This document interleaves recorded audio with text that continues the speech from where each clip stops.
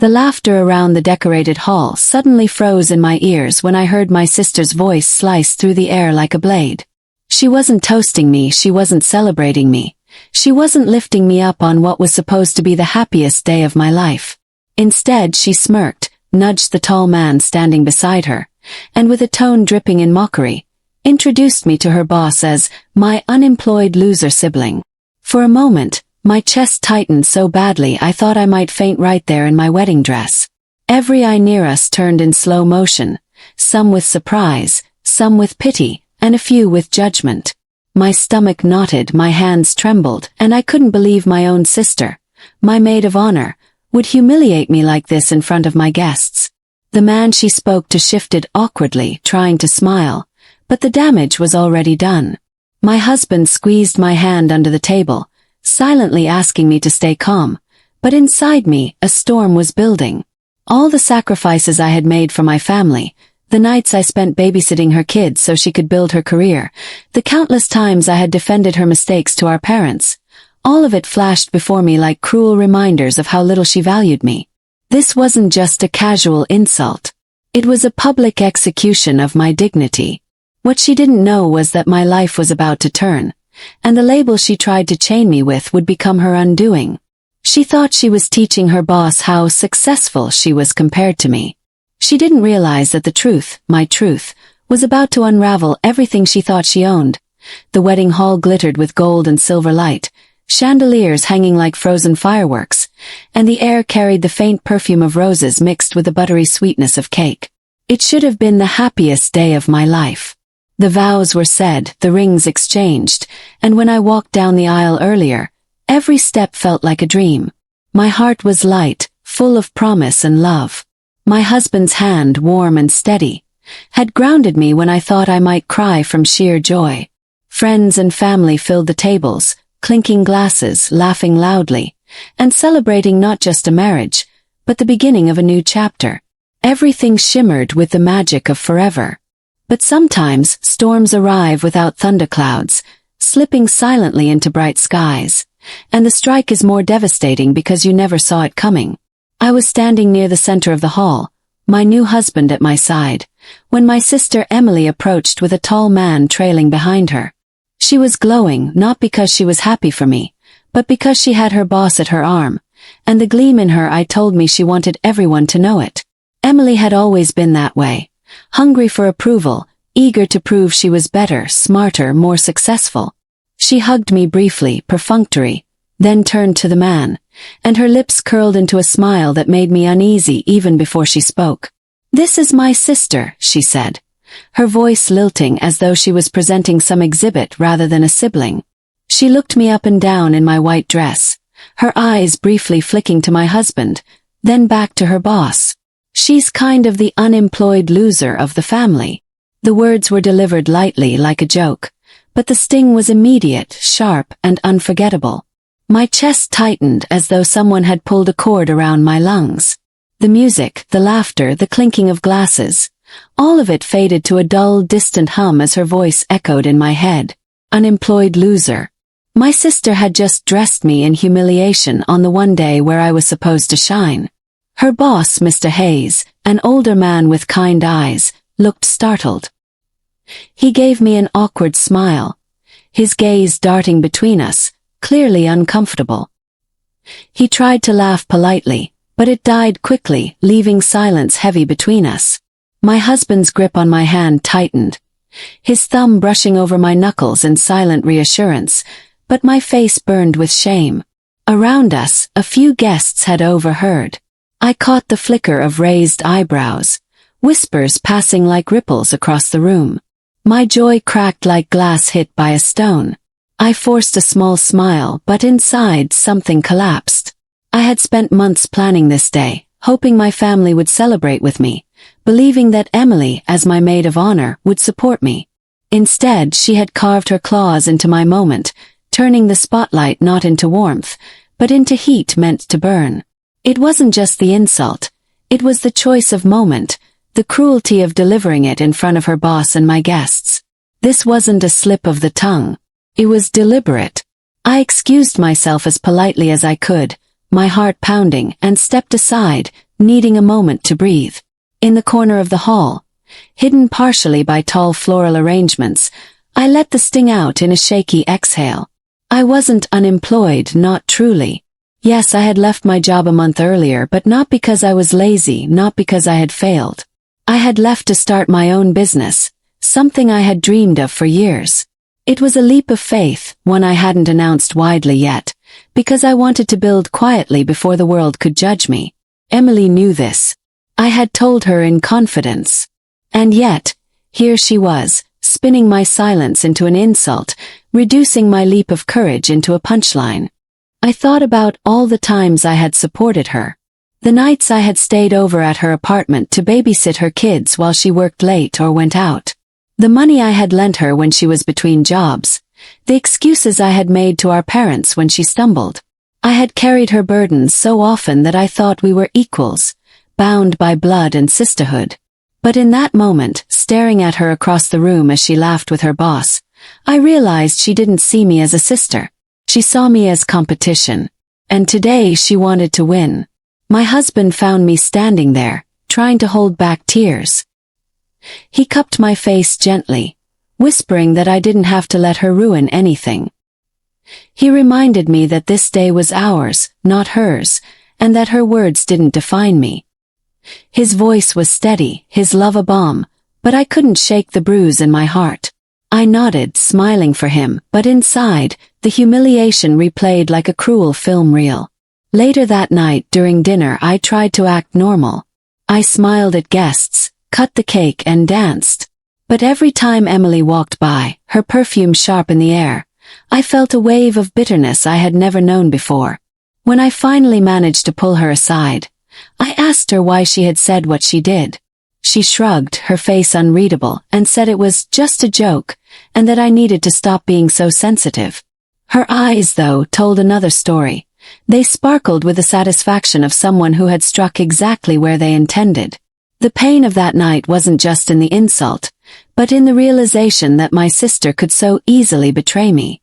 Weddings are supposed to be about love, family, and new beginnings. Instead, mine had revealed a wound that had been festering quietly for years. I began to remember other moments, small slights, and digs that I had brushed aside, not wanting to believe she meant them. But now, under the glare of the chandeliers, her mask had slipped completely. As the night drew to a close, I clung to my husband's arm, letting his laughter and love soothe me. Guests left with smiles, congratulating us, but I carried a weight heavier than the dress I wore. My sister's words had etched themselves into my memory, a scar that no amount of champagne or music could erase. And as I looked at her across the room one last time, I made a quiet promise to myself. This would be the last time she would ever use me as a stepping stone for her ego. She thought she had embarrassed me, diminished me, written my story in front of others as if I were nothing more than a cautionary tale. What she didn't know was that she had awakened something inside me. A fire I hadn't realized was waiting. That night, beneath the glitter of lights and the laughter of guests, I swore silently that I would rise. Not to prove her wrong, but to prove myself right. And though chapter 1 of my marriage began with betrayal, it would not end there. The morning after the wedding should have been filled with golden light, a lazy breakfast in bed, and the lingering joy of vows still fresh on my lips. Instead, I woke with a heaviness that clung to me like a second skin. My husband stirred beside me, his arm draped across my waist, and for a brief moment, the memory of Emily's words felt like nothing but a bad dream. But as the sunlight streamed through the curtains, reality returned, sharper and colder than before. The insult, the laughter, the whispers. All of it came rushing back. It was supposed to have been a beginning, yet I felt as though I had already lost something. We packed away the remains of the night. Gifts stacked neatly, flowers already wilting, photos posted online by excited friends. Each picture captured smiles and glitter, but none of them told the truth. None showed the crack that had formed in me. I tried not to let my husband notice, but he did. He always did. He pulled me close and whispered that I didn't need to prove anything to anyone, least of all my sister. His words were comforting, but part of me knew he couldn't fully understand. Sibling wounds cut differently. They were quieter, deeper, built from years of shared history and unspoken expectations. In the days that followed, Emily didn't call. She didn't apologize. In fact, she acted as though nothing had happened. She sent a quick message once, asking if I had opened her wedding gift, as though the evening had gone perfectly, as though she hadn't stripped me bare in front of strangers. I didn't respond. The silence between us thickened, a rope stretching taut, threatening to snap. And yet, as hurt as I was, I knew I couldn't let myself drown in her shadow. I had already made a choice before the wedding, a choice that was bigger than her. Leaving my job hadn't been easy. I had worked in corporate marketing for 5 years, slowly climbing the ladder, earning a steady paycheck, and playing the game of endless deadlines and endless meetings. But each morning, as I sat in traffic with coffee cooling in my hand, I felt a part of me fading. Creativity had always been my pulse, but in that job, my ideas were bent and reshaped into something lifeless. I wanted freedom, and I wanted to build something of my own. That's why, a month before the wedding, I had handed in my resignation letter, my heart racing as I typed the final words. I hadn't told many people. My parents worried too much, and Emily, well, she would have laughed. So, I kept it quiet, letting the decision sit like a seed in my chest. I began working from home, building the skeleton of a small design business. It was risky, but for the first time in years I felt alive. And now, after the wedding, after her cruel words, I felt even more determined. If she wanted to call me an unemployed loser, then I would build something that proved not only that she was wrong, but that I had been right to take the leap. The first few weeks were harder than I imagined. My small desk became my battlefield. I spent hours researching, designing logos, sketching plans, and emailing potential clients who didn't respond. Some days I felt unstoppable. Other days I stared at the ceiling and wondered if Emily's words had truth hidden inside them. Failure was a shadow that lurked in every corner, whispering doubts into my ear. My husband reminded me that all beginnings were slow, that patience was part of growth, but patience had never been my strength. I wanted to rise quickly, to shed the sting of humiliation. Late one night, as I sat hunched over my laptop with only the glow of the screen keeping me awake, I remembered the look on Mr. Hayes's face at the wedding.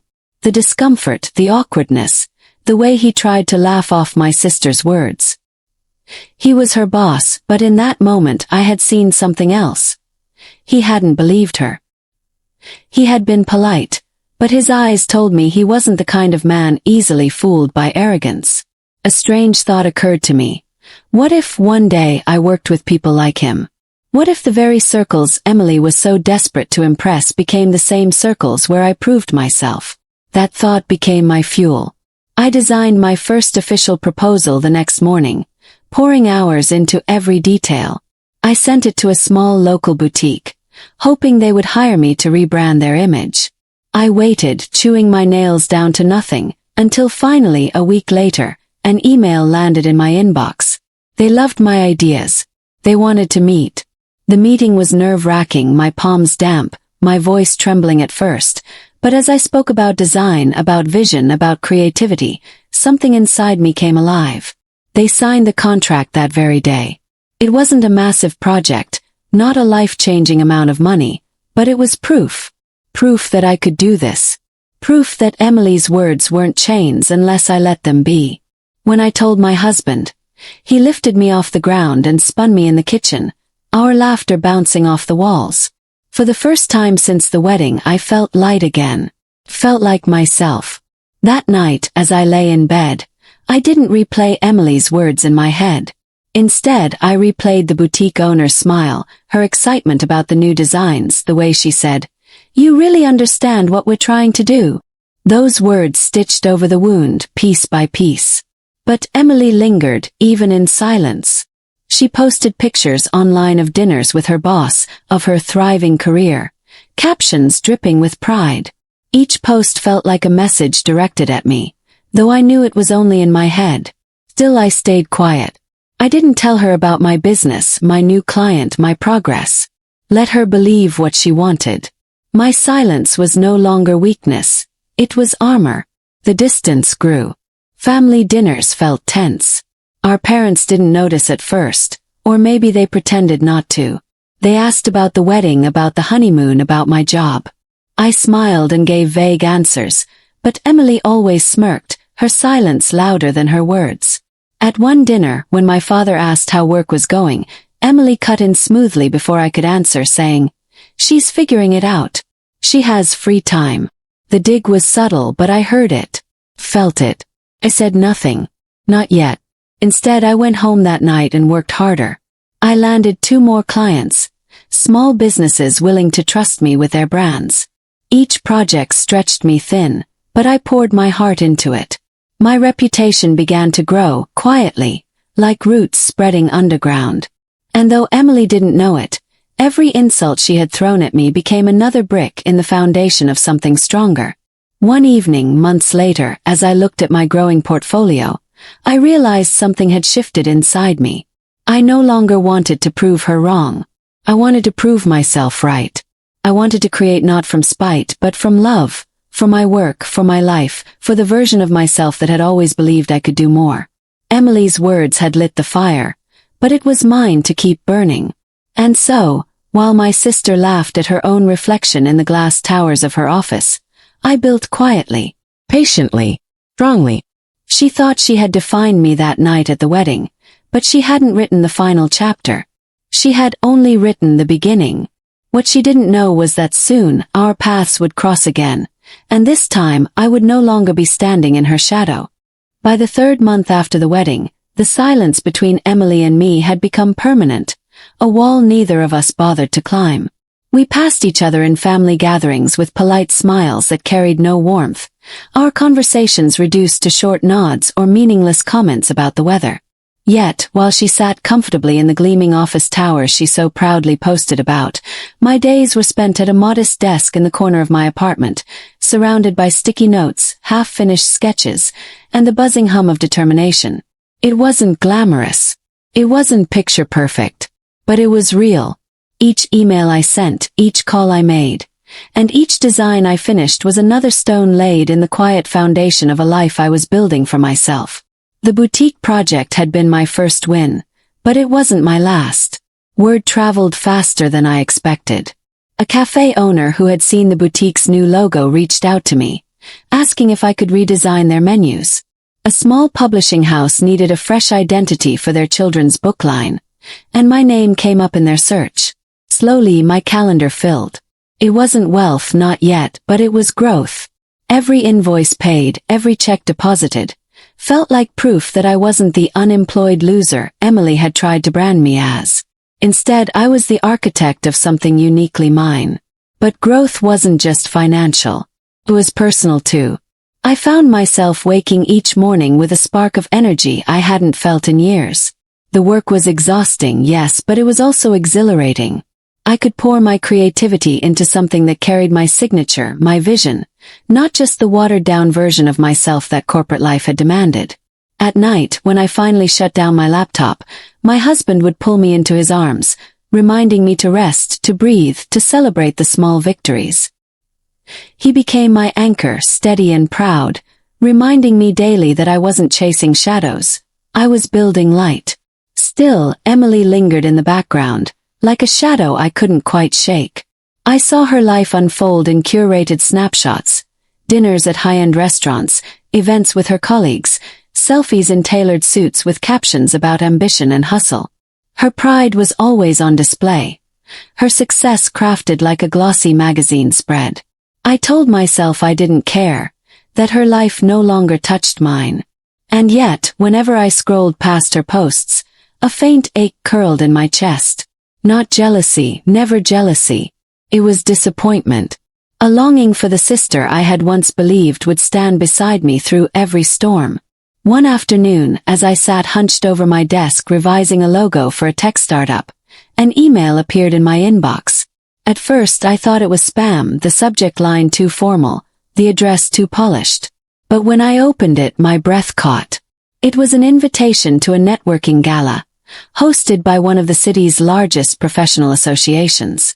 They had seen my work through one of my clients and wanted me to attend, not just as a guest, but as a featured designer showcasing up-and-coming talent. For a moment, I simply stared at the screen, my heart pounding. Then the reality hit. This was no small opportunity. This was the kind of event Emily lived for, the kind of room where she thrived. And suddenly, fate was pulling me into her orbit again. The night of the gala arrived faster than I could prepare for. I stood before the mirror, smoothing the fabric of my simple but elegant dress, nerves fluttering in my stomach. My husband kissed my cheek, whispering that I looked perfect, that I belonged there. I nodded, but inside doubt churned. What if Emily was there? What if she saw me and laughed, whispering to her colleagues that I didn't belong in such a polished world? The thought made my hands tremble, but I clenched them into fists, steadying myself. This wasn't about her. This was about me. The venue was a grand hotel ballroom, chandeliers sparkling, tables draped in linen, and people mingling in tailored suits and glittering gowns. My work was displayed on a small screen near the stage, my name neatly printed beneath it. As I walked through the crowd, I felt both invisible and exposed, like a child sneaking into a room meant for adults. But then a stranger approached me, a woman in her 50s with sharp eyes and a warm smile. She introduced herself as the head of a mid-sized firm and said she had been impressed by my designs. She handed me her card, saying she wanted to work with me. Just like that, the air shifted. I wasn't an intruder. I was a contender. As the evening progressed, I spoke to more people, each conversation boosting my confidence. I laughed, I shared ideas, I listened to stories. For the first time, I felt like I wasn't just building a business. I was becoming part of a world I had once thought unreachable. But just as I began to relax, just as the hum of excitement filled me, I heard her voice. Emily. She stood across the room, her figure unmistakable in a fitted black dress, her laughter carrying over the crowd. Beside her was her boss, Mr. Hayes, the same man who had witnessed my humiliation months earlier at my wedding. My heart sank, but I forced myself to breathe. I couldn't leave. I couldn't run. Not now. Emily hadn't seen me yet. I watched her from a distance, her gestures animated as she charmed the small circle around her. She looked confident, untouchable, the way she always did in public. For a moment, the old fear returned, the memory of her words pressing down on me. But then, as if fate itself wanted to test me, Mr. Hayes's gaze lifted and landed directly on me. Recognition flickered across his face, followed by something else. Surprise, maybe even respect. He excused himself from Emily's circle and walked toward me. My breath caught. My husband touched my back lightly, grounding me as Mr. Hayes approached with a smile. I remember you, he said, his tone warm. From your sister's wedding. I'm glad to see you here tonight. I nodded, my voice caught in my throat, but I managed to thank him. He glanced at the screen displaying my work and raised his brows. This is yours, he asked. When I confirmed, his smile widened. Impressive. Very impressive. In that moment, the memory of my sister's insult began to crumble. The man she had wanted to impress with my supposed failure was now praising my success. And Emily, still across the room, had no idea. We spoke for a few minutes before he returned to his group, but the exchange left me glowing inside. My husband leaned down and whispered, "See? You belong here." And for the first time I believed it. Later that night, as I left the gala with his hand in mine, I thought about how strange life was. The very wound Emily had carved at my wedding had pushed me to grow stronger, to fight harder, to step into spaces I never would have dared before. She had tried to define me, but in doing so, she had set me free. What I didn't realize then was that this was only the beginning. Because the worlds we were building, hers in her corporate tower and mine in the quiet corner of my apartment, were about to collide in ways neither of us could have predicted. And when they did, only one of us would walk away with the truth. The weeks following the gala felt like a tide turning in my life. Emails poured in from people I had met there, each one carrying new opportunities, new doors that I never thought I'd be invited to open. For the first time, my calendar looked full, overlapping projects, consultations, and follow-ups. It was exhausting, but it was also exhilarating. Every late night at my desk, every moment I wrestled with doubt, now felt like it was paying off. My business was no longer just an idea held together by hope. It was real. Clients respected me. My designs were being shared, praised, and talked about in spaces where I had once been invisible. And yet, beneath all the pride, there lingered an awareness that sooner or later, my path would cross directly with Emily's again. Fate had a cruel way of setting the stage for confrontations we weren't ready for. It happened on a Tuesday morning, when the sky was gray with drizzle and my inbox was overflowing. I was sipping lukewarm coffee when I noticed a subject line that made me pause. Corporate branding proposal, Hayes & Company. My breath hitched. I opened the email, scanning the words twice to make sure I wasn't misreading. Hayes & Company, the very company Emily worked for, was reaching out to me. Their communications director had seen my work at the gala and wanted me to submit a proposal for their upcoming rebranding campaign. For a moment, I sat frozen, coffee forgotten, the sound of rain tapping at the window like impatient fingers. It was almost surreal. The same company where Emily had mocked me as a failure now wanted to consider me for one of their biggest projects. Excitement and dread twisted together inside me. I wanted to seize the opportunity to show them what I could do, but I also knew this meant stepping into Emily's world. There would be no avoiding her. She would see me in meetings, she would hear my name whispered in hallways. She would know that I wasn't the loser she had claimed I was. Part of me feared her reaction, but another part, the stronger, braver part, was ready. This was bigger than our rivalry. This was my chance to prove, not to her, but to myself, that I belonged in the very spaces she once tried to keep me out of. I poured myself into the proposal like my life depended on it. Days blurred into nights as I researched their brand history, sketched bold concepts, and crafted presentations that I hoped would not only impress but inspire. My husband brought me coffee, meals, gentle reminders to rest, but I hardly listened. I wasn't driven by spite anymore. I was driven by the possibility of building something that would outlast words spoken in bitterness. When I finally sent the proposal, my hands trembled, but my heart was steady. 2 weeks later I received the reply. They wanted me. I had been selected as the lead designer for their rebranding campaign. The project would run for months, involve multiple teams, and culminate in a complete transformation of their corporate identity. I sat staring at the email, my chest rising and falling with disbelief and joy. Then the realization hit. This meant I would be working side by side with Emily. The first meeting was held in their glass-paneled headquarters downtown, the kind of place where the walls gleamed and the air smelled faintly of polished wood and ambition. I arrived early, my nerves tucked behind a mask of professionalism, clutching my laptop like armor. When Emily walked in, her heels clicking sharply against the floor, her eyes found mine instantly.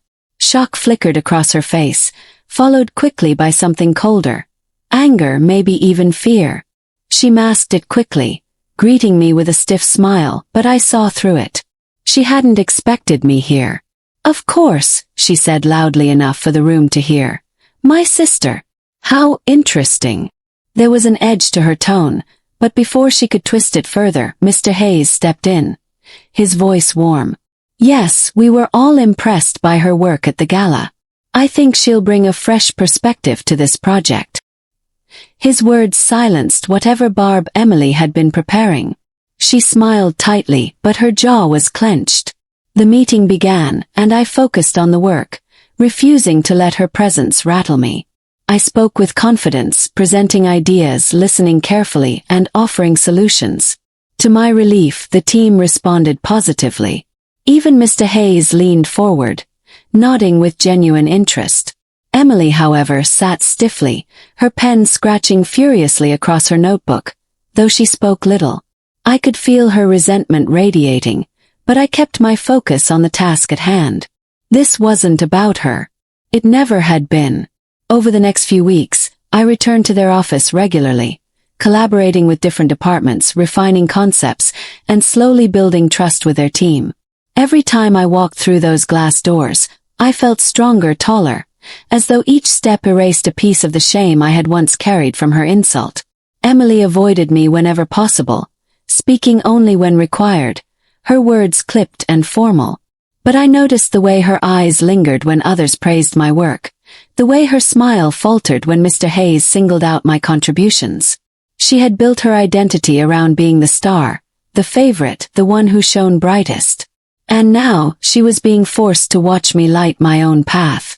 One afternoon, after a particularly successful presentation, I overheard two colleagues in the hallway. "She's really good," one whispered. "Sharp, creative. Honestly, I think she's the best thing that's happened to this campaign." I walked past them quietly, my face neutral, but inside my heart soared. For so long I had doubted myself, questioned if I was enough. Now, strangers were saying the words I had needed to hear. But success also brought tension. At home I worked late into the night, deadlines piling up, my energy stretched thin. My husband worried, reminding me not to burn out, but I brushed it off. I was too close to something monumental to slow down. And with every step forward, Emily's hostility grew more obvious. She no longer tried to hide it, making subtle digs during meetings, questioning my decisions in front of others, rolling her eyes when she thought no one noticed. But people did notice. And each time she tried to undermine me, it backfired. Her desperation was showing, while my calm persistence only earned me more respect. The breaking point came during a high-stakes meeting with the executive board. I presented the final stage of the rebranding strategy, a sleek, modern vision that tied their legacy with a forward-looking identity. The room buzzed with approval. Mr. Hayes leaned back in his chair, nodding. "This is exactly what we need," he said. But before I could breathe a sigh of relief, Emily spoke up. "I'm not sure this is the right direction," she said sharply. "It feels amateur. Too risky." Her eyes cut toward me, cold and challenging. The room fell silent. All eyes turned to her, then to me. For a moment, the old fear threatened to return, the memory of her words, the humiliation, the doubt. But then I remembered everything I had built, everything I had fought for. I met her gaze steadily. "With respect," I said calmly, "this isn't just my opinion. It's based on extensive research, feedback from your target audience, and current market trends. Risk is part of innovation. Playing safe is what makes brands invisible. And I don't think invisibility is what Hayes and Company wants." There was a pause. Then Mr. Hayes smiled. "She's right," he said firmly. "This is bold, and bold is exactly what we need." The room erupted in agreement. Emily's face tightened, her lips pressed into a thin line, but she said nothing more. In that moment, I knew the balance had shifted. I wasn't just her sister anymore. I wasn't just the target of her mockery. I was her equal, or perhaps even her rival, in a world she thought belonged only to her. That night, as I walked out of the office, the city lights blinking around me, I felt something I hadn't felt in a long time, vindication. Not because I had proven Emily wrong, but because I had proven myself right. The fire she had tried to smother had become a blaze she couldn't control. And deep down, I knew this wasn't the end of our conflict. It was only the beginning. The months that followed the Hayes and Company project were transformative.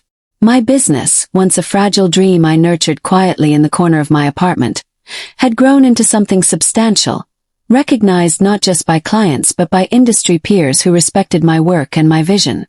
Each project I completed, each glowing testimonial from clients, each mention in design circles, became proof that the label my sister had tried to attach to me, the word loser, was nothing but a shadow she had hoped would linger over my life. And yet it was far from over. Emily was still around, still moving in her polished circles, still flaunting her achievements online. But now, with every post, every boast, her words carried a hollow weight. I had stepped fully into my own power, and the contrast between our lives was becoming undeniable.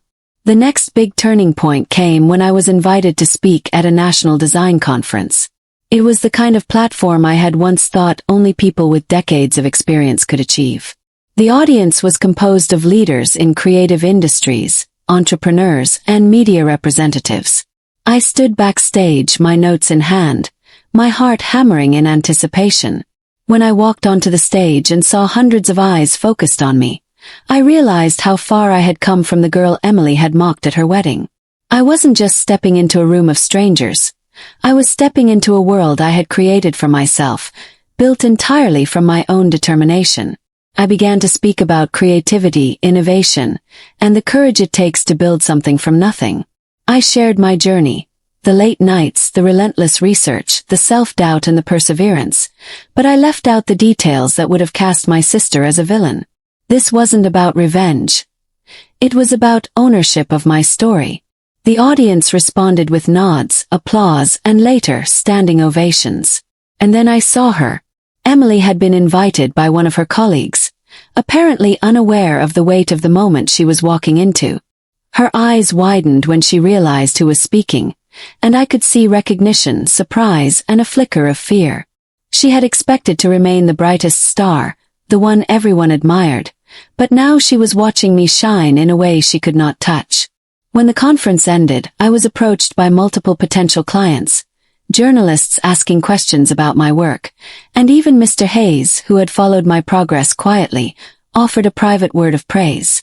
Emily hovered nearby, attempting to smile and make small talk with people who were clearly more interested in me. I didn't need to speak to her. My success spoke louder than any argument I could have made. She was forced to observe me being celebrated for skill, for vision, for determination, the things she had once mocked as inconsequential. Back home that evening, I reflected on everything that had happened.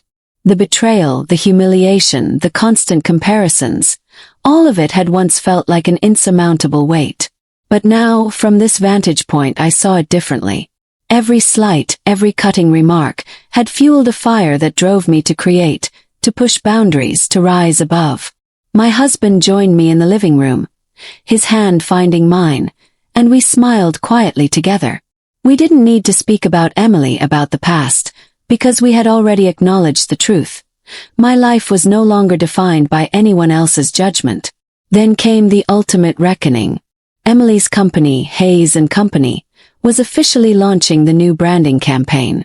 The press was invited, media coverage arranged, and the event was meant to showcase the brilliance of their team, including Emily. I attended professionally as the lead designer. The venue buzzed with excitement, cameras flashing, and the air heavy with expectation. Emily greeted me with a tight-lipped smile, but the tension was palpable. She could no longer pretend that I was anything less than essential to this project. Her carefully curated confidence had cracks, and I could see it in the way her hands trembled slightly as she introduced me to other attendees.